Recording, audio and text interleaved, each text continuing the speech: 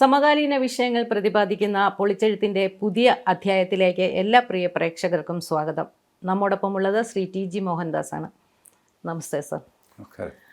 സമകാലീന വിഷയങ്ങൾ നമ്മൾ പറയുമ്പോൾ തന്നെ ഇപ്പോൾ പ്രധാനമായും വലിയ ചർച്ചാ വിഷയമായത് ഈ രാഹുൽ ഗാന്ധിയുടെ വോട്ട് ചോരി ആരോപണമാണ്. അത് ഈ കോൺഗ്രസ് മറ്റ് മാർഗങ്ങളൊന്നും ഇല്ലാതെ വരുമ്പോൾ ഇതിനു മുമ്പും രാഹുൽ ഗാന്ധി പല ആരോപണങ്ങളും ഉന്നയിച്ചതെല്ലാം കോടതിയിലാണെങ്കിലും പൊളിഞ്ഞ ഒരു സാഹചര്യമുണ്ട്. ഇതിപ്പോൾ ഒരു അവസാനത്തെ അത്താണി എന്ന നിലയിലാണോ ഈ ഇത്തരത്തിൽ രാഹുൽ ഗാന്ധി ആരോപണം ഉന്നയിക്കുന്നത്? അവസാനത്തതല്ല. ഇനി അടുത്തത് റിസർവ് ബാങ്ക് വരും. ഈ ഓരോ ഇൻസ്റ്റിറ്റ്യൂഷൻ്റെ ആയിട്ട് വിശ്വാസ്യത തകർക്കുക എന്നുള്ള ഒരു പോക്കാണ്. ഇപ്പോൾ ഇലക്ഷൻ കമ്മീഷൻ വോട്ടർ പട്ടിക ഇതിനെ ചൊല്ലിയുള്ള കാര്യത്തിൽ യാതൊരു കഴമ്പുമില്ല. ഈ നമ്മുടെ 2019 തെരഞ്ഞെടുപ്പ് നോക്കും, രമേശ് ചെന്നിത്തല വലിയ കാര്യമായിട്ട് ഇരട്ട വോട്ട് എന്നൊക്കെ പറഞ്ഞ് ഹൈക്കോടതിയിലൊക്കെ പോയി വലിയ ബഹളം നടത്തുക, ഒന്നും സംഭവിച്ചില്ല. 2021 തെരഞ്ഞെടുപ്പിൽ വീണ്ടും രമേശ് ചെന്നിത്തല, പുള്ളി നല്ലൊരു പ്രതിപക്ഷ നേതാവും ഫൈറ്ററുമാണ് കേട്ടോ, അക്കാര്യത്തിൽ എനിക്ക് അപ്രീസിയേഷനുണ്ട്. ബട്ട് പുള്ളി ഇതുപോലെ ഈ ഇരട്ട വോട്ട്, വോട്ടർ പട്ടികയിൽ കൃത്രിമ അത് ചേർത്ത് ഇത് ചേർത്തും എല്ലാ തെരഞ്ഞെടുപ്പിനും മുമ്പും ഈ വഴിപാട് നടക്കാറുണ്ട്. ഇതിൽ കുറച്ചൊക്കെ സത്യവുമുണ്ട്. കാരണം 140 കോടി ജനം, ഇപ്പോൾ അത് 150 കോടിയായിരിക്കും. 140 കോടി എന്ന് പറയാൻ തുടങ്ങിയിട്ട് ഇപ്പോൾ 5 വർഷമായി. അപ്പം 150 ആയിരിക്കണം. 150 കോടി ജനങ്ങളിൽ എത്ര ലക്ഷം പേര് ഡെയിലി ജനിക്കുന്നുണ്ട്, എത്ര ലക്ഷം പേര് മരിക്കുന്നുണ്ട്, എത്ര ലക്ഷം പേർക്ക് 18 വയസ്സാകുന്നുണ്ട്. 18 വയസ്സാകുമ്പോൾ ഇയാൾക്ക് വോട്ടവകാശം കൊടുക്കണ്ടേ, വോട്ടർ പട്ടികയിൽ ചേർക്കണ്ടേ, മരിച്ചു പോയാളിനെ മാറ്റണ്ടേ. അപ്പം നമ്മൾ എപ്പോൾ നോക്കിക്കഴിഞ്ഞു കഴിഞ്ഞാലും ലക്ഷക്കണക്കിൻ്റെ വ്യത്യാസം വോട്ടർ പട്ടികയിൽ ഉണ്ടാവും. ഏത് ദിവസം നമ്മൾ നോക്കിയാലും ആ ദിവസത്തിൻ്റെ സ്റ്റാറ്റിസ്റ്റിക്സ് വെച്ച് വോട്ടർ പട്ടിക ശരിയാവില്ല. എനിക്ക് 18 വയസ്സ് കഴിഞ്ഞു, ഞാൻ കയറി പട്ടികയിൽ നോക്കുമ്പോൾ എൻ്റെ പേരില്ല. എന്താ ഇല്ലാത്തത്? ഫോം 6 വെച്ച് അപ്ലൈ ചെയ്യണം. ഫോം 6 വെച്ച് അപ്ലൈ ചെയ്തു, അത് പ്രോസസ്സ് ചെയ്യാൻ താമസിച്ചു, എന്തെങ്കിലുമൊക്കെ സംഭവിച്ചു. ആ തെരഞ്ഞെടുപ്പിൽ എനിക്ക് വോട്ട് ചെയ്യാൻ പറ്റിയില്ല. ഉടനെ ഞാനൊരു ബഹളം അങ്ങ് വയ്ക്കുന്നു. ഈ ആളുകളും മനസ്സിലാക്കേണ്ടത്, ഇലക്ഷൻ കമ്മീഷന് സ്വന്തമായിട്ട് സ്റ്റാഫില്ല. സംസ്ഥാന സർക്കാരിൻ്റെ സ്റ്റാഫിനെയാണ് ഇലക്ഷൻ കമ്മീഷൻ. ഇവർ വിചാരിക്കുന്നത് നരേന്ദ്രമോദി ഇലക്ഷൻ കമ്മീഷനോട് പറയുന്നു, ഒരു 10,000 വോട്ട് അവിടെ മറിക്കടൂ, ആ സുരേഷ് ഗോപിക്ക് ഒരു 50,000 മറിച്ചുകൂട്. ഇങ്ങനെ ഇത് ചെയ്യാൻ പറ്റില്ല. കാരണം ഈ തെരഞ്ഞെടുപ്പ് ഉദ്യോഗസ്ഥന്മാരാരാ? ജില്ലാ കളക്ടറുടെ ഓഫീസിലുള്ളവർ, തഹസീൽദാരുടെ ഓഫീസ്, വില്ലേജ് ഓഫീസർ, പിന്നെ അധ്യാപകർ, അംഗനവാടി ടീച്ചർമാർ, ഇവരൊക്കെയാണ് ഈ BLO എന്നൊക്കെ പറയുന്നത്. പല സ്ഥലത്തും അംഗനവാടി ടീച്ചറാണ്, ബൂത്ത് ലെവൽ ഓഫീസർ എന്നൊക്കെ പറയും. നമ്മുടെ അംഗനവാടി ടീച്ചറാണ്. അവർക്ക് ചുറ്റുവട്ടത്തുള്ള കുറച്ച് പേരെ അവർക്കറിയാം. അത്രയും പേരുടെ കാര്യം അവർ സർട്ടിഫൈ ചെയ്തിട്ട് അവർ കൊടുക്കും.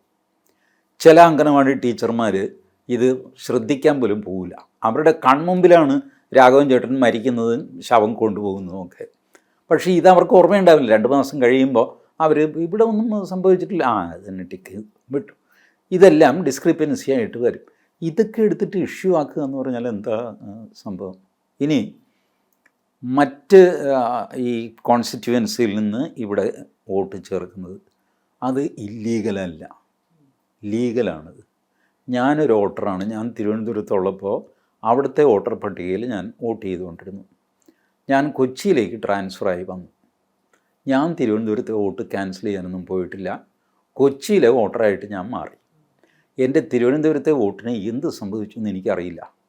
ആരെങ്കിലും രാഷ്ട്രീയ പാർട്ടികളോ ആരെങ്കിലും നോട്ട് ചെയ്തിട്ട് ഇങ്ങനെ ഈ സ്ഥലത്ത് ഇല്ലയെന്ന് കണ്ട് എടുത്ത് കളഞ്ഞു കാണും. അല്ലെങ്കിൽ ഇപ്പോഴും തിരുവനന്തപുരത്തെ വോട്ടർ പട്ടികയിൽ ഞാനുണ്ടാവും. 2 വോട്ട് ഞാൻ ചെയ്യുന്നുണ്ടോ? ഇതാണല്ലോ ചോദ്യം. ഒരാൾക്ക് എവിടെ വേണമെങ്കിലും, ഞാൻ പറയാം, ഇവരുടെ ഈ ലോജിക്ക് ശരിയാണെങ്കിൽ ഏറ്റവും വലിയ കളവോട്ട് ചെയ്യുന്ന ആൾ പിണറായി വിജയനാണ്. പിണറായി വിജയൻ്റെ വോട്ട് ധർമ്മടത്താണ്. ധർമ്മടത്ത് സ്ഥിരതാമസക്കാരനാണോ പിണറായി വിജയൻ? ഇപ്പോൾ ഈ ചാനലുകാരൊക്കെ ബഹളം വയ്ക്കുന്നത് 6 മാസം സ്ഥിരതാമസമില്ലാത്ത ആൾ, 6 മാസം താമസിച്ചില്ല, 2 ദിവസം ഉണ്ടായിരുന്നുള്ളൂ, പിന്നെ അങ്ങേര് സ്ഥലം വിട്ടു. ശരി, പിണറായി വിജയനോ? വോട്ട് ചെയ്യാനല്ലാതെ പിണറായി വിജയൻ ധർമ്മടത്ത് പോകാറുണ്ടോ? ആ വീട്ടിൽ വല്ലപ്പോഴും ഒരു തവണ പോകുന്നുണ്ടാവും. സ്ഥിരതാമസം എവിടെയാണ്? കുറഞ്ഞത് ഇപ്പോൾ 2ാം പിണറായി സർക്കാരാണല്ലോ. ഇത്രയും കാലമായിട്ട് പുള്ളി തിരുവനന്തപുരത്താണ് താമസം, ക്ലിഫ് ഹൗസിലാണ് താമസം. ആർക്കും ഒരു പരാതിയില്ല. മാത്രമല്ല, തെരഞ്ഞെടുപ്പ് ദിവസം ഇദ്ദേഹം ധർമ്മടത്ത് പോകുന്നതും വോട്ട് ചെയ്യുന്നതും ഒക്കെ വലിയ വാർത്തയാണ്. ഈ ലോജിക്ക് വെച്ച് നോക്കിക്കഴിഞ്ഞാൽ പിണറായി വിജയനാണ് ഏറ്റവും വലിയ കള്ളൻ. തിരുവനന്തപുരത്ത് സ്ഥിരതാമസം, വോട്ട് ധർമ്മടത്ത്, ഇതെങ്ങനെ ശരിയാവും? അത് ശരിയാണ്, ലീഗലി അത് ശരിയാണ്. നമ്മളുടെ മൻമോഹൻ സിംഗ് 2 തവണ പ്രധാനമന്ത്രിയായി, മുഖ്യമന്ത്രിയൊക്കെ ഇരിക്കട്ടെ, പ്രധാനമന്ത്രിയായത്. ഇദ്ദേഹം രാജ്യസഭയിലൂടെയാണ് വരുന്നത്. ലോക്സഭാ തെരഞ്ഞെടുപ്പിൽ അദ്ദേഹം ജയിച്ചിട്ടില്ല. രാജ്യസഭാ തെരഞ്ഞെടുപ്പിൽ ആസാമിൽ നിന്നാണ് ഇദ്ദേഹം രാജ്യസഭ MP ആകുന്നത്. ആസാമിൽ സ്ഥിരതാമസക്കാരനാണെന്ന് എഴുതി കൊടുത്തു. അത് അന്ന് BJP വിവാദമാക്കി. മൻമോഹൻ സിംഗ് എങ്ങനെ ആസാമിൽ പെർമനൻറ്റ് റെസിഡൻ്റ് ആവുന്നത്? പഞ്ചാബോ ഹരിയാനയോ ഡൽഹിയോ എന്നൊക്കെ പറഞ്ഞാൽ നമുക്ക് മനസ്സിലാക്കാം. ആസാമിൽ നിങ്ങളെപ്പോൾ പോയപ്പോൾ ആസാമിൽ എന്നൊക്കെ ചോദിച്ചിട്ട് തട്ടിക്കയറി വലിയ ബഹളമായി. അന്ന് ഇലക്ഷൻ കമ്മീഷൻ പറഞ്ഞു, ഞാൻ ഇവിടുത്തെ പെർമനൻറ്റ് റെസിഡൻ്റ് ആണ് എന്ന് ഒരാൾ എഴുതി കൊടുത്താൽ അയാൾ അവിടുത്തെ പെർമനൻറ്റ് റെസിഡൻ്റാണ്. ഞങ്ങളാകെ നോക്കുന്നത് ഇയാൾ വേറെ എവിടെയെങ്കിലും വോട്ട് ചെയ്യുന്നുണ്ടോ എന്നാണ്. ഇന്ത്യൻ പൗരനാണ്, ഇന്ത്യയിലെ ഒരു സ്ഥലമാണ് ഇയാൾ പെർമനൻറ്റ് റെസിഡൻ്റായിട്ട് എഴുതി കൊടുത്തിരിക്കുന്നത്, ഫിനിഷ്. പിന്നെ ഇരട്ട വോട്ട് വരാതിരിക്കാനായിട്ട് ഇൻഡെലിബിൾ ഇങ്കാണ്. ഏതെങ്കിലും മൻമോഹൻ സിംഗ് രാവിലെ കുളിച്ച് ആസാമിൽ വോട്ട് ചെയ്തിട്ട് പിന്നെ ഫ്ലൈറ്റ് പിടിച്ച് കന്യാകുമാരിയിൽ വന്ന് അടുത്ത വോട്ട് ചെയ്യുകയാണെങ്കിൽ അത്രയും ഭയങ്കരമാണത്. ഇത് വല്ല ആസിഡ് വിട്ട് വിരലുമൊക്കെ ചിരണ്ടി കളഞ്ഞ് ഇങ്ങനെയൊക്കെ ചെയ്യുക. പിന്നെ വോട്ടർ പട്ടികയിൽ കൃത്രിമമുണ്ട്, മരിച്ച ആളെന്ന് പറഞ്ഞിട്ട് ആരെങ്കിലും ജീവനോടെയുള്ള ആളിനെ കൊണ്ടുവരിക, വളരെ ചുരുക്കമാണതൊക്കെ. അത് ഒഴിവാക്കാൻ പറ്റില്ല. ഇപ്പം യു ടേക്ക് അമേരിക്കൻ ഡെമോക്രസി, അവിടെ ബാലറ്റ് പേപ്പറാണ് പല സ്ഥലത്തും. അവർ വോട്ട് മുഴുവൻ എണ്ണാറില്ല. ഏകദേശം ഒരു ഭൂരിപക്ഷം ഒക്കെ മറ്റേ ആൾ കയറി വരുന്നില്ല എന്നൊക്കെ കാണുമ്പോൾ റിസൾട്ട് അങ്ങ് പ്രഖ്യാപിക്കുകയാണ്. പല സ്ഥലത്തെയും റിസൾട്ട് 10-15 ദിവസം കഴിഞ്ഞാൽ വരാറില്ല അമേരിക്കയിൽ. നമ്മളിവിടെ ഈ ഇലക്ട്രോണിക് വോട്ടിംഗ് മെഷീനും VVPAT ഒക്കെ വെച്ചുകൊണ്ട് വളരെ സ്മാർട്ടായിട്ട് അത് നടക്കുന്നു. നമ്മളുടെ ഇന്ന് ഈ ടെക്നോളജി 10-16 രാജ്യങ്ങൾ വാങ്ങിച്ചുകൊണ്ട് പോയിട്ടുണ്ട്, ഈ EVM പ്ലസ് VVPAT. അപ്പോൾ അത്രയ്ക്ക് മാതൃകാപരമായിട്ട് തിരഞ്ഞെടുപ്പ് നടക്കുന്നൊരു സ്ഥലമാണ്. വോട്ടർ ID എന്ന് പറയുന്ന സാധനം അത് വരുന്നത് 1993 അതിനു മുമ്പ് വോട്ടർ ID ഇല്ല, ഒരു ID കാർഡും ഇല്ല. അപ്പോഴും തിരഞ്ഞെടുപ്പ് നടന്നു.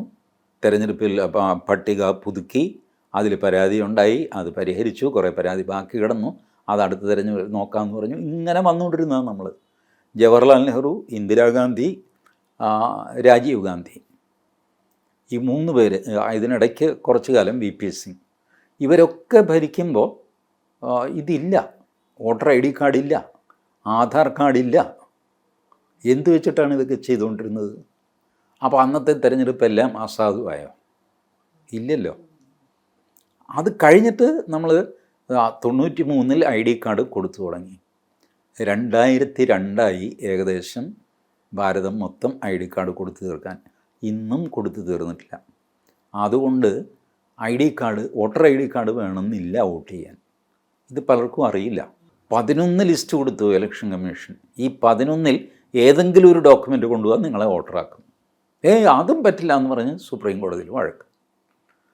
ഇപ്പോൾ വോട്ടർ പട്ടികയിൽ കൃത്രിമമുണ്ട്, ശരി, ഉണ്ടെങ്കിൽ എന്താ ചെയ്യേണ്ടത്? അത് മാറ്റണമല്ലോ.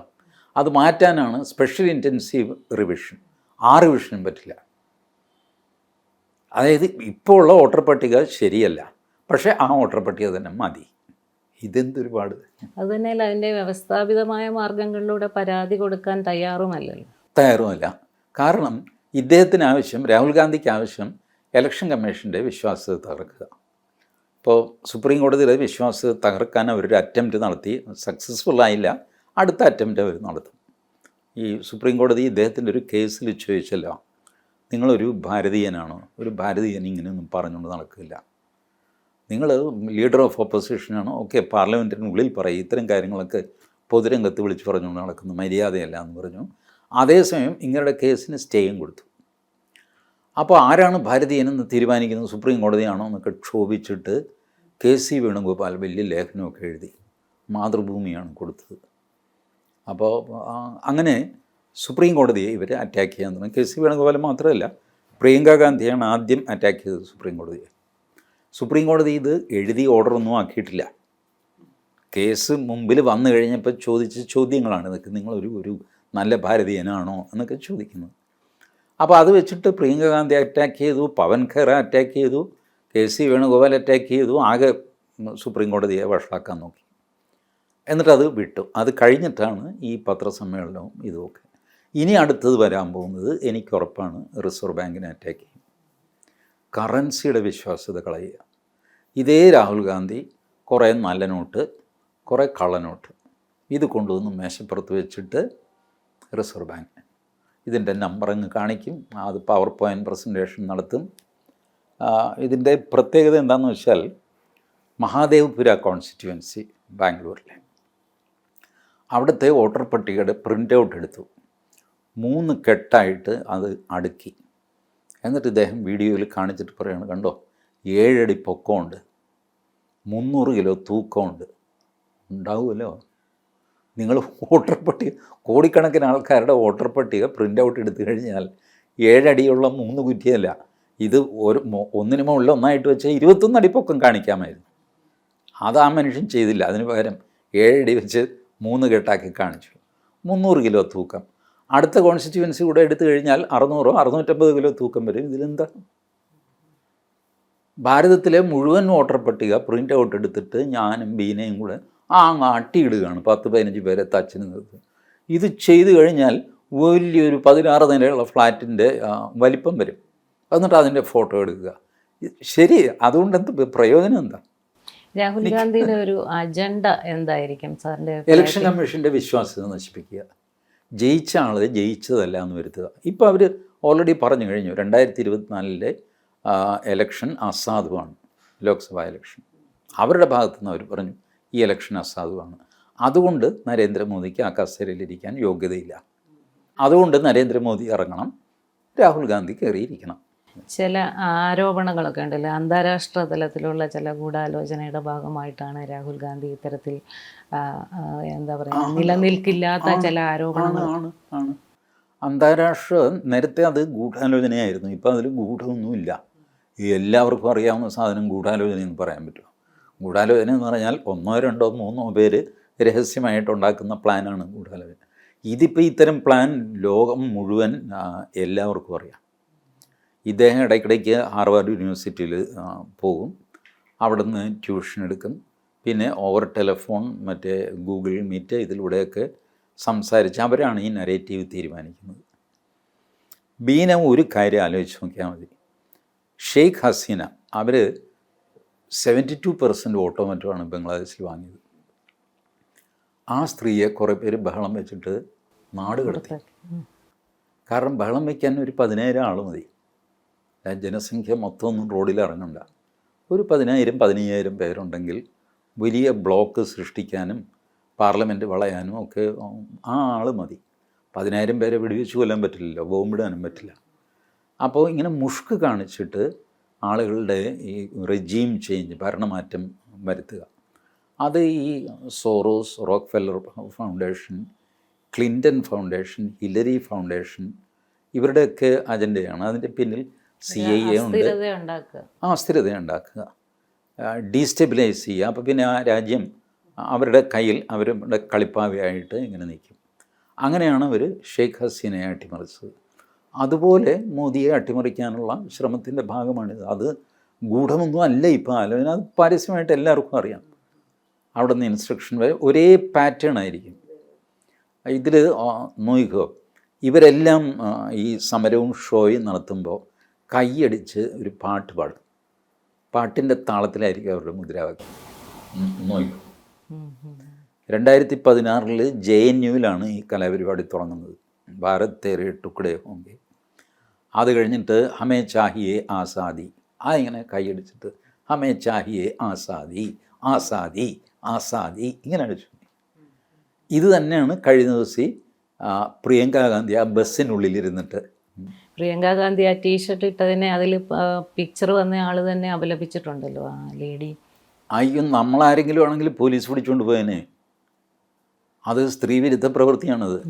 അത് അവരുടെ അനുവാദം ഇല്ലാതെ. ആ പെൺകുട്ടിയുടെ ഇനി അനുവാദം ഉണ്ടെന്ന് തന്നെ വെച്ചോ, അനുവാദം ചിലപ്പോൾ മേടിക്കാൻ പറ്റും, പാവമാണ് ആ കൊച്ച്. ബീഹാറിലെ ഒരു ഗ്രാമപ്രദേശത്തുള്ള കൊച്ചാണ്. അതിൻ്റെ അനുവാദം മേടിക്കാൻ വളരെ എളുപ്പമാണ്. അവിടെ പോയി 4 പേര് മോളെ ഞങ്ങളിത് ചെയ്യാൻ പോവാണ് എന്നൊക്കെ പറഞ്ഞിട്ട് അന്തരീക്ഷം കൊണ്ട് എന്നൊക്കെ പറയും. എന്താ സംഭവിച്ചെന്ന് അറിയുന്നതിന് മുമ്പ് ഇവർ അനുവാദം വാങ്ങിച്ച് കിടക്കും. ഇതൊക്കെ ചെയ്യുന്ന മര്യാദയാണ്, അനുവാദം വാങ്ങുന്ന മര്യാദയാണോ? അങ്ങനെ അത് തന്നെ ഒരുതരം ഭീഷണിയും നിർബന്ധവും ഒക്കെയാണ്. എന്നിട്ട് ആ കുട്ടിയുടെ പടം വെച്ചിട്ട് ഇവർ പരസ്യമായിട്ട്, നമ്മളാണെങ്കിൽ ഒന്നും പറയേണ്ട, ഇത് ചെയ്യുന്നതിന് മുമ്പേ പോലീസ് പിടിച്ചാകത്തില്ല. ഒരു 15 ദിവസം കഴിഞ്ഞിട്ട് മജിസ്ട്രേറ്റിന് മുമ്പിൽ ഹാജരാക്കുമ്പോൾ മാത്രമേ നമുക്ക് എന്തെങ്കിലും പറയാൻ പറ്റുള്ളൂ. ഇതിൻ്റെ ചുവട് പിടിച്ചാണല്ലോ കേരളത്തിലെ സുരേഷ് ഗോപിയുടെ വോട്ടർ പട്ടിക ക്രമക്കേട് എന്നൊക്കെ ചൂണ്ടിക്കാട്ടുന്നത്. അതിനകത്തൊക്കെ എത്രത്തോളം വാസ്തവമുണ്ടത്?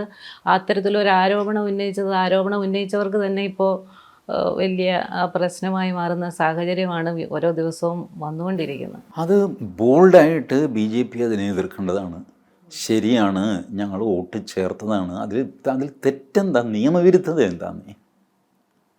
ഈ BJPയും മറ്റ് പാർട്ടികളും തമ്മിൽ വ്യത്യാസം എന്താണെന്നറിയാമോ? BJPക്ക് തൃശ്ശൂർ ജയിക്കാൻ സാധ്യതയുള്ളൊരു സീറ്റാണ് എന്ന് അവർ വിശ്വസിച്ചു. ബാക്കിയുള്ളവർ അവരെ ചീത്ത പറഞ്ഞുകൊണ്ടിരുന്നു, പക്ഷെ അവർ വിശ്വസിച്ചു. അപ്പോൾ തൊട്ടടുത്തുള്ള ചാലക്കുടി, ഇപ്പുറത്ത് പാലക്കാട്, ആലത്തൂർ ഇവിടെ നിന്നൊക്കെയുള്ള വോട്ടർമാരെ തൃശ്ശൂർ കൊണ്ടുവന്ന് അവർ ചേർത്തു. ഏതായാലും അവർ ആലത്തൂർ പാലക്കാട് ഒന്നും ജയിക്കാൻ പോകണില്ലല്ലോ, തൃശ്ശൂർ ജയിക്കാനൊരു സാധ്യതയുണ്ട്. എല്ലാവരെയും തൃശ്ശൂർ കൊണ്ടുവന്ന് ചേർത്തു. അതിൽ നിയമവിരുദ്ധത എന്താ എനിക്ക് മനസ്സിലാവണില്ല. ഇത് ചെയ്യണമെന്ന് 80s മുതൽ സംഘപരിവാറിനുള്ളിൽ ബഹളം വെച്ചവനാണ് ഞാൻ. കാരണം മാരാർജി തോക്കുന്നത് 1500 വോട്ട് 2000 വോട്ടിനൊക്കെയാണ് ഉദുമയിൽ, മഞ്ചേശ്വരത്തുമൊക്കെ. അന്ന് ഞാൻ സംഘപരിവാറിനുള്ളിൽ ബഹളം വെച്ചു. ഡെഡിക്കേറ്റഡ് ആയിട്ടുള്ള എന്നെ പോലെയുള്ള RSSകാരെ അവിടെ കൊണ്ടുപോയിട്ട് പെർമനൻറ്റ് റെസിഡൻറ്റ് വേണമെങ്കിൽ അവിടെ കുറച്ച് കാലം അവിടെ ചുറ്റിപ്പറ്റി നിൽക്കാൻ, എന്തെങ്കിലും ജോലി ചെയ്യാൻ, വല്ല കട നടത്തുകയൊക്കെ, ഇത്രയേ ഉള്ളൂ. ചെയ്തിട്ട് എസ്റ്റാബ്ലിഷ് ചെയ്യുക. സോ ദാറ്റ് ഈ മാർജിനൽ ഇതിൽ തോറ്റുപോകുന്ന സീറ്റ് നമ്മുടെ കയ്യിലിരിക്കും. അന്ന് ഇതിനെ അധ്വാനിക്കാനോ പിടിക്കാനോ ഉള്ള നടക്കില്ലപ്പം, പിന്നെ കാസർഗോഡ് വരെ. ഇതായിരുന്നു ഈ ഒരു നിരാശയാണല്ലോ, ഇപ്പം നിരന്തരം തോറ്റ് കഴിയുമ്പോൾ വരുന്ന നിരാശ. സുരേഷ് ഗോപിക്ക് അതില്ല. ഇപ്പോൾ പഴയ തലമുറ മാറി പുതിയ പിള്ളേരൊക്കെ വന്നു. അപ്പോൾ നമുക്കിങ്ങനെ ചെയ്യാം എന്ന് പറഞ്ഞു പഴയ ആൾക്കാരും കൂടി ഫെയ്ത്ത്ഫുള്ളായിട്ടുള്ള വോട്ടർമാരെ അവർ തൃശ്ശൂരേക്ക് മാറ്റി. എന്നാൽ ഇത് LDFന് UDFന് ചെയ്യാൻ പറ്റുമോ? പറ്റില്ല. കാരണം ഇവരിത് ചെയ്തു കഴിഞ്ഞാൽ ചാലക്കുടിയിലെ വോട്ട് തൃശ്ശൂരേക്ക് മാറ്റുന്നു എന്ന് പറഞ്ഞാൽ ചാലക്കുടിയിലെ സ്ഥാനാർത്ഥി സമ്മതിക്കില്ല. കാരണം അയാൾക്ക് അവിടെ വിജയസാധ്യതയുണ്ട്, LDFന് സാധ്യതയുണ്ട്, UDFന് സാധ്യതയുണ്ട്. അതുകൊണ്ട് രണ്ടുപേരും അവരുടെ വോട്ട് കൊണ്ടുപോയിട്ട് തൃശ്ശൂർ ചേർക്കാൻ സമ്മതിക്കില്ല. BJPയുടെ കാര്യത്തിൽ സന്തോഷത്തോടെ സമ്മതിക്കും. ഞാൻ വരാം, ഞാൻ തൃശ്ശൂർ വന്ന് സുരേഷ് ഗോപിക്ക് വോട്ട് ചെയ്യാം. ഇതാണ് ഈ രണ്ടുപേർ. മറ്റവർക്കിത് ചെയ്യാൻ പറ്റാത്തതും BJPക്ക് സുഖമായിട്ടിത് ചെയ്യാൻ പറ്റുന്നതും ഇതുകൊണ്ടാണ്. നാളെ BJP എല്ലാ സ്ഥലത്തും ജയിച്ചൊരു അന്തരീക്ഷം വരുന്നു വയ്ക്കുക, അപ്പോൾ ഇതേ പ്രശ്നം BJPക്കും വരും. ചാലക്കുടിയിൽ നിൽക്കുന്ന ആൾ പറയാം, അങ്ങനെ സുരേഷ് ഗോപിക്ക് എൻ്റെ വോട്ട് മറിച്ചു കൊടുക്കാനൊന്നും പറ്റില്ല, എൻ്റെ വോട്ടർമാർ ഇവിടെ തന്നെ വേണം. അത് തന്നെ ഒരു മന്ത്രി പറയാണ് 60,000 വോട്ട് സുരേഷ് ഗോപി മറിച്ചു, അങ്ങനെയാണ് വിജയിച്ചത്. അതിൻ്റെ റെട്രിക്കിൻ്റെ ഭാഗമായിട്ട് ഒരുപാടൊക്കെ പറയുന്നുണ്ട്. ഫൈനലി അനിൽ അക്കരെയാണ് പറഞ്ഞത്, ഈ കുറച്ച് വോട്ടൊക്കെ അവർ ചേർത്തിട്ടുണ്ട്, അത് പക്ഷേ ഏറി വന്നാൽ 10-25 വരുള്ളൂ. അത് തെരഞ്ഞെടുപ്പിനെ ബാധിച്ചു എന്ന് ഞങ്ങൾ പറയുന്നില്ല, പക്ഷേ അത് ശരിയായില്ല. ശരിയായില്ലെങ്കിൽ നിങ്ങളെന്താ പരാതി കൊടുക്കാത്തത്? പരാതി കൊടുക്കാൻ പ്രൊവിഷനില്ല. കാരണം അത് നിയമപരമായിട്ട് തെറ്റല്ല. അങ്ങനെ അത് നിയമപരമായിട്ട് തെറ്റാണെന്ന് പറഞ്ഞു കഴിഞ്ഞാൽ ആദ്യം വോട്ട് ക്യാൻസലാവാൻ പോകുന്നത് പിണറായി വിജയൻ്റെയാണ്. ഞാനീ പറഞ്ഞ ഇക്വേഷൻ വെച്ചിട്ട് അദ്ദേഹം ഒരിക്കലും ധർമ്മടത്തല്ല ഈ താമസിക്കുന്നത്, വോട്ട് ചെയ്യുന്നത് ധർമ്മടത്തും. അതോടൊപ്പം ഈ സോണിയാഗാന്ധിയുടെ പൗരത്വവുമായി ബന്ധപ്പെട്ടും വിഷയം വന്നിട്ടുണ്ടല്ലോ. ഇപ്പം നേരത്തെ പൗരത്വം കിട്ടുന്നതിന് മുമ്പ് തന്നെ ഇവിടെ വോട്ടവകാശം വിനിയോഗിച്ചു എന്നുള്ളത്. അതേ, എൻ്റെ അഭിപ്രായത്തിൽ അത് അനുരാഗ് ഠാക്കൂറിൻ്റെ ഒരു അനാവശ്യമായ ഇടപെടലായിപ്പോയി. അത് ഇങ്ങനെ ചെയ്യുന്നതിലൂടെ അനുരാഗ് ഠാക്കൂർ സ്ഥാപിക്കുന്നത് എന്താണ്? വോട്ടർ പട്ടികയിൽ കൃത്രിമം പണ്ട് മുതലേ നടന്നു വന്നിരുന്നു. രാഹുൽ ഗാന്ധിയുടെ ആരോപണം എന്താണ്? വോട്ടർ പട്ടികയിൽ കൃത്രിമമുണ്ട്. രണ്ടുപേരും പറയുന്നത് ഒന്നായില്ലേ? രാഹുൽ ഗാന്ധിയെ സപ്പോർട്ട് ചെയ്യുന്ന ഒരു പത്രസമ്മേളനമാണ് അനുരാഗ് ഠാക്കൂർ നടത്തിയത്. അനുരാഗ് ഠാക്കൂറൊക്കെ ഈ പക്വതയില്ലാതെ പിന്നെ ആ ഉത്തരേന്ത്യൻ ധാർഷ്ട്യമൊക്കെ വെച്ചിട്ട് ഇങ്ങനെ വലിയ ആളാകുകയും സ്ഥാനാർത്ഥിയാകുകയും അവർ വലിയ കുടുംബക്കാരാണ് ഠാക്കൂർ. അപ്പോൾ അതിൻ്റെ പുറത്ത് വന്ന ആളാണ്. വെറുതെ അല്ല അങ്ങേർക്ക് മന്ത്രിസ്ഥാനമൊക്കെ നഷ്ടപ്പെട്ടത്. ഇതുപോലെ ഈ വാവളപ്പൻ മർത്തവനൊക്കെ പറഞ്ഞിട്ട് ആയുധം ഉണ്ടാക്കി കോൺഗ്രസ്സിന് കൊടുക്കുക. പുള്ളി വലിയ മിടുക്കാണെന്നാണ് വിചാരിച്ചത്. ഇത് വാസ്തവത്തിലല്ല. ആ വോട്ടർ പട്ടിക തന്നെ അതിൻ്റെ വിശ്വാസ്യത തന്നെ ചോദ്യം ചെയ്യപ്പെട്ടു.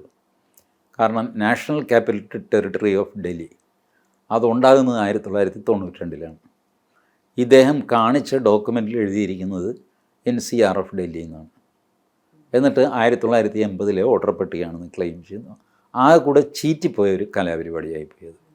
നേരത്തെ സാറ് പറഞ്ഞ പോലെ ഇത് ഇലക്ഷൻ കമ്മീഷനെ ഒരു മറവാക്കിക്കൊണ്ട് ഇല്ലെങ്കിൽ ഒരു ഇരയാക്കിക്കൊണ്ട് പ്രധാനമന്ത്രി നരേന്ദ്രമോദിക്കെതിരെയുള്ള ഒരു ലക്ഷ്യമാണ് ഇവർ വയ്ക്കുന്നത്. അപ്പോൾ അങ്ങനെ വരുമ്പോൾ ഇനി ഇപ്പോൾ ബീഹാറിലൊക്കെ നടന്നു, അത് ഇവരെ എതിർക്കുന്നുമുണ്ട്. അപ്പോൾ ഈ അങ്ങനെ വരുമ്പോൾ ഈ പ്രധാനമന്ത്രി ദേശീയ പൗരത്വ രജിസ്റ്റർ ഒരു നടപടിയിലേക്ക് കടക്കുമോ? കടക്കും. കാരണം ബീഹാറിൽ സംഭവിച്ചത് എന്താ, ഇപ്പോൾ അവരുടെ ഫസ്റ്റ് റൗണ്ട് ഈ SIR കഴിഞ്ഞിട്ട് കരട് രേഖ അവർ തയ്യാറാക്കി, ഡ്രാഫ്റ്റ്. ആ ഡ്രാഫ്റ്റിൽ ഇപ്പോൾ ഇവർ വലിയ വിജയാഹ്ലാദം നടത്തുന്നുണ്ട്. സുപ്രീം കോടതി വിധി ഞങ്ങൾക്ക് അനുകൂലമായി. ഒരനുകൂലവും ഇല്ല. ഇവർ ഇലക്ഷൻ കമ്മീഷൻ പറഞ്ഞിരുന്നു 65 ലക്ഷം പേരെ ഞങ്ങൾ വോട്ടർ പട്ടികയിൽ നിന്ന് മാറ്റിയിട്ടുണ്ട്. 3 കാരണങ്ങളാണ്. ഒന്ന് മരിച്ചുപോയവർ, വേറൊന്ന് താമസം മാറിയവർ, മൂന്നാമത് ഇരട്ട വോട്ടുള്ളവർ. ഈ 3 പേരെയാണ് ഞങ്ങൾ മാറ്റിയിരിക്കുന്നത്. അപ്പോൾ അത് കാറ്റഗറി തിരിച്ചിട്ട് ഞങ്ങൾ അപ്ലോഡ് ചെയ്യാം. 3 കാറ്റഗറി. ഇതിൽ 20 ലക്ഷം, അതിൽ 15 ലക്ഷം, മറ്റേതിൽ 35 ലക്ഷം എന്ന് പറഞ്ഞിട്ട് ഞങ്ങൾ അപ്ലോഡ് ചെയ്യാം. ആകെ സുപ്രീം കോടതി പറഞ്ഞത് അതിലൊരു സെർച്ച് ഓപ്ഷൻ കൂടെ കൊടുക്കുക. അപ്പോൾ എന്നെ സ്ഥലത്തില്ല എന്ന് പറഞ്ഞാണോ അതോ മരിച്ചുപോയി എന്ന് എന്ത് പറഞ്ഞാണ് എന്നെ വോട്ടർ പട്ടികയിൽ നിന്ന് പുറത്താക്കിയത് എന്നറിയണമെങ്കിൽ 65 ലക്ഷവും ഞാൻ സ്കാൻ ചെയ്യണമെന്ന് പറഞ്ഞ് ഞാൻ ബുദ്ധിമുട്ടല്ലേ. അപ്പോൾ ഇലക്ഷൻ കമ്മീഷൻ പറഞ്ഞു, സാർ ജനപ്രാതിനിധ്യ നിയമം അനുസരിച്ച് റെപ്രസെൻറ്റേഷൻ ഓഫ് പീപ്പിൾസ് ആക്ട് 1956 വെച്ചിട്ട് ഞങ്ങളിതൊന്നും കൊടുക്കാൻ ബാധ്യസ്ഥരല്ല. ഇതിൽ ഗുരുമാൽ എന്താണെന്നറിയാം, ജനപ്രാതിനിധ്യം ഉണ്ടാക്കുന്ന കാലത്ത് ഈ സോഫ്റ്റ്വെയറോ കമ്പ്യൂട്ടറോ ഒന്നുമില്ല. 1956 അന്നുണ്ടാക്കിയ ചട്ടങ്ങളൊക്കെയാണ് ഇന്നും ഇലക്ഷൻ കമ്മീഷൻ പിന്തുടരുന്നത്. ഇനി ഇലക്ഷൻ കമ്മീഷൻ്റെ ചട്ടങ്ങൾ മാറ്റാൻ ഇലക്ഷൻ കമ്മീഷൻ വിചാരിച്ചാൽ പറ്റില്ല. അത് പാർലമെൻറ്റ് വേണം മാറ്റാൻ. പാർലമെൻറ്റിൽ ആരെങ്കിലും ഈ പ്രശ്നം ഉന്നയിച്ചിട്ട് ഇത് ചെയ്തിട്ടുണ്ടോ? ഇല്ല. ഇപ്പോൾ സുപ്രീം കോടതി എന്തോ ഇലക്ഷൻ കമ്മീഷൻ്റെ കുറ്റം പോലെ നിങ്ങളത് ചെയ്യ് എന്ന് പറഞ്ഞാൽ അത് ശരിയാകുമോ? അതുകൊണ്ട് സുപ്രീം കോടതിയും ഒരു റിക്വസ്റ്റ്, ശരി ചട്ടത്തിൽ അതില്ല, ഞങ്ങൾ മനസ്സിലാക്കുന്നു. ചട്ടത്തിൽ വാസ്തവത്തിൽ വെബ്സൈറ്റിൽ ഇടണമെന്ന് പോലും ഇല്ല. വോട്ടർ പട്ടിക വെബ്സൈറ്റിൽ ഇടണമെന്ന് ചട്ടത്തിലില്ല. കാരണം ചട്ടം ഉണ്ടാകുന്ന കാലത്ത് ഈ വെബ്സൈറ്റ് ഇല്ല. അന്ന് ചെയ്തുകൊണ്ടിരുന്നത് പ്രിൻ്റഡ് ഈ വോട്ടർ പട്ടിക അച്ചടി പ്രസ്സിൽ നിന്ന് അത് രാഷ്ട്രീയ പാർട്ടികൾക്ക് കൊടുക്കും. രാഷ്ട്രീയ പാർട്ടികൾക്ക് അത് ബൂത്ത് തിരിച്ച് അവർ കീറിയിട്ട് ഓരോ ബൂത്തിൽ അവരുടെ ആൾക്കാർക്ക് കൊടുക്കും. എന്നിട്ട് അവർ നമ്മുടെ വീട്ടിൽ വന്നിട്ട് ചേട്ടൻ്റെ പേര് കാണുന്നില്ലേ അതൊന്ന് ഡീറ്റെയിലും തന്നെ ഞങ്ങൾ ചേർക്കാം എന്ന് പറഞ്ഞിട്ട് ചേർക്കും. അല്ലേ ചേട്ടൻ്റെ 2 സ്ഥലത്തുണ്ട് കേട്ടോ, തൈക്കാട്ടുശ്ശേരിയിലും ഉണ്ട്, തുറവൂരും ഉണ്ട്. അപ്പോൾ തുറവൂരെ കളഞ്ഞേക്കുന്നു. ഇങ്ങനെയൊക്കെയാണ് ചെയ്തുകൊണ്ടിരുന്നത്. ഇപ്പോൾ അത് സോഫ്റ്റ്വെയറും കമ്പ്യൂട്ടറും ഒക്കെ വന്നു. ശരി, അത് ചെയ്യുക. അപ്പോൾ സുപ്രീം കോടതി പറഞ്ഞു ഒരു സെർച്ച് ഫെസിലിറ്റി കൂടെ കൊടുക്കുക, അവർക്ക് ചെയ്യട്ടെ. മറ്റത് രാഷ്ട്രീയ പാർട്ടികളാണല്ലോ ചെയ്യുന്നത്. ഒരു പൗരൻ അയാളുടെ വോട്ടർ പട്ടികയിൽ പേരുണ്ടോ ഇല്ലയോ എന്ന് അറിയാനായിട്ട് രാഷ്ട്രീയ പാർട്ടിയുടെ ആഫീസിൽ പോകണം, അല്ലേ അവർക്ക് ഫോൺ ചെയ്യണമെന്നൊക്കെ പറഞ്ഞ് മോശമല്ലേ? അത് വേണ്ട, ഒരു സെർച്ച് ഫെസിലിറ്റി കൊടുക്കുന്നു. ശരി, ബാക്കി കാര്യങ്ങളെല്ലാം തന്നെ ഇലക്ഷൻ കമ്മീഷൻ ചെയ്തത് സുപ്രീം കോടതി ശരിവയ്ക്കുകയാണ് ഉണ്ടായത്. ആകെ ഇത്രയും ദിവസം അവിടെ കിടന്ന് കച്ചറ ഉണ്ടാക്കിയിട്ട് ഇവർക്ക് കിട്ടിയത് ഒരു സെർച്ച് ഫെസിലിറ്റിയാണ്.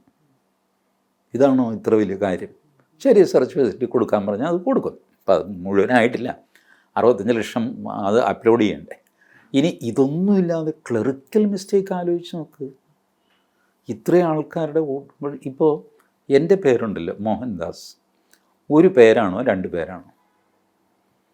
ഒരു ഫോമിൽ മോഹൻദാസ് എന്ന് ഫിൽ ചെയ്യണം. പേന എടുക്കും, MOHN എന്ന് എഴുതിയിട്ട് ബീന എന്നോട് ചോദിക്കും, സാർ D സ്മോൾ ആണോ ക്യാപിറ്റലാണോ, അടുപ്പിച്ചെഴുതണോ ഒറ്റയടിക്ക് എഴുതണം. ദർ ഈസ് ജീവിതകാലം മുഴുവൻ ഞാൻ അനുഭവിച്ച ദുരിതത്തിന് കയ്യും കണക്കുമില്ല ഈ പേരുകൊണ്ട്. മോഹൻദാസ്.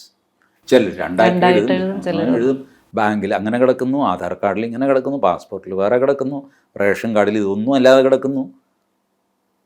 ഇത് കൂടാതെ ഈ ടൈപ്പ് ചെയ്ത് കയറ്റുന്നവർ വരുത്തുന്ന അബദ്ധം. കേരളത്തിൽ പ്രത്യേകിച്ച് ഞങ്ങളുടെ തിരുവിതാംകൂറിലൊക്കെ ഏറ്റവും പ്രചാരമുള്ള പേരാണ്, വീട്ടുപേരാണ് പുത്തംപറമ്പിൽ. പുത്തംപറമ്പിൽ, പുതിയ പറമ്പിൽ, ഈ 2 പേരുകൾ. ഇത് 2 വാക്കാണോ ഒറ്റ വാക്കാണോ? ഇതെല്ലാം വരുമ്പോൾ ഉണ്ടല്ലോ, ഈ പുതിയ പറമ്പിൽ അടുപ്പിച്ചെഴുതുന്നു ഒരാൾ, വേറൊരു സ്ഥലത്ത് വോട്ടർ പട്ടികയിലെ എൻട്രിയിൽ പുതിയ പറമ്പ് 2 ആക്കി എഴുതുന്നു, ഡബിൾ വോട്ട് കയറിപ്പോകും. കാരണം കമ്പ്യൂട്ടർ കമ്പയർ ചെയ്യുന്നത് സിമിലർ സാധനം വേറെ എവിടെയെങ്കിലും ഉണ്ടോ? ഇല്ല. മനുഷ്യരിരുന്നാണ് നോക്കുന്നതെങ്കിൽ പുത്തംപറമ്പിലുണ്ടോ? ഉണ്ട്, പുത്തംപറമ്പിലുണ്ട്. ഈ അകലം എന്നുള്ളത് അവിടെ ഇതാക്കും, നമ്മൾ പിടിക്കും, അത് നമ്മുടെ തലച്ചോറ് പിടിക്കും. കമ്പ്യൂട്ടർ മെക്കാനിക്കലായിട്ടാണ് കമ്പയർ ചെയ്യുന്നത്. അതുകൊണ്ട് കമ്പ്യൂട്ടറിൽ വെച്ച് കമ്പയർ ചെയ്താൽ പോലും നിങ്ങൾക്ക് ഈ തെറ്റുകൾ കയറി പോകും.